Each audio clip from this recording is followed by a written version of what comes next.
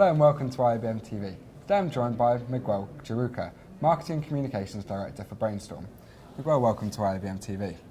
Can you start by telling us about your VirtualGate? It integrates the presenter not only in the virtual set but also inside additional content. So how has this improved virtual sets? Well, it goes a step beyond the virtual set itself. We can see that virtual sets or real sets, combined virtual sets, and also have video walls and some other enhanced content playing out in the virtual set. Our technology allows the presenter to get into that external picture, if you want to say that way, so he can stay in the set and then go to a remote place at the same time with precise perspective matching, and also interact with elements in the set, so he can move into and out from that place. Mm-hmm. So I tend to call it places instead of pictures, because at the end of the day, when you look at it at home, they become places. Yeah. So just like if you're teletransporting yourself or the presenter to somewhere else, walk around and come back with absolute continuity, without any glitches and cuts and anything else.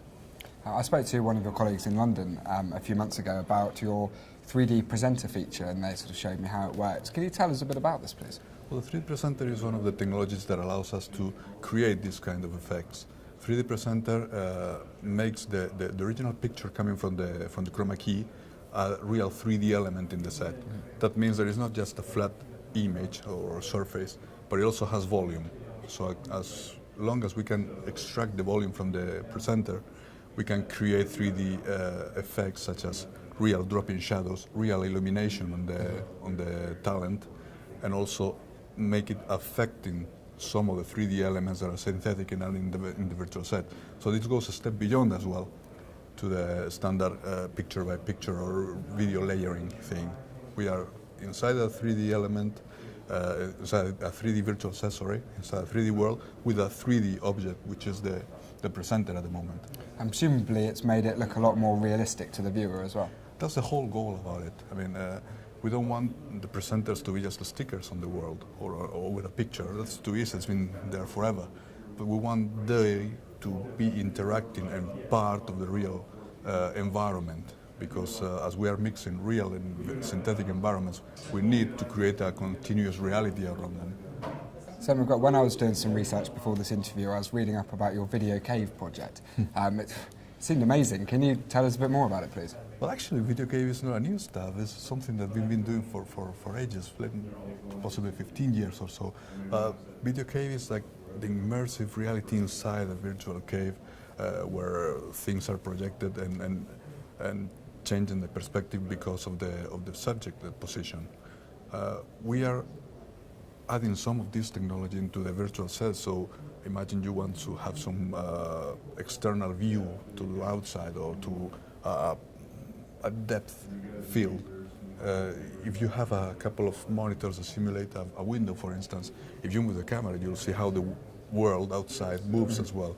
So it creates another perspective, and again, in addition to the correct one from the virtual set. So again, going back to that realism that we spoke about earlier. Going back to add some more features and some more elements that add realism and add continuity, basically. So immersive technologies are huge at the moment. It's hard to avoid them. How are Brainstorm being instrumental in how content is viewed in the home? When we talk about augmented reality, enhanced reality, mixed reality, whatever you want to call it, we've been doing that for ages. Our elections in Spain in 1995 already had some augmented reality objects inside the real set in that case.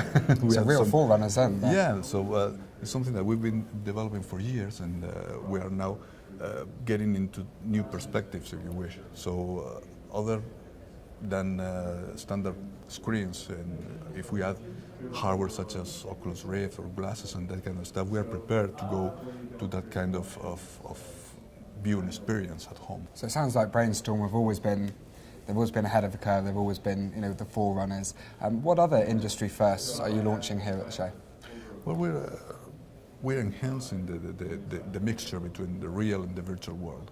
We want to have the great continuity on both, and that's why we're adding some more render engines to our render engine. We have the eStudio render engine, which is our flagship, and the main tool we've used for years to create our stuff. but we are also compatible with other render engines which we can combine with ours and create an enhanced experience. We are demonstrating at that booth integration with Unreal Engine. That's a gaming engine that has a very, very good quality. And combining with our own engine, it can go beyond just the rendering of the background with adding 3D elements, adding graphics, broadcast graphics into the whole set and talent. So it creates a whole new experience for the viewer. Okay, well, Miguel, thank you very much for joining us. My pleasure. You can find out more about all of these products at brainstorm3d.com.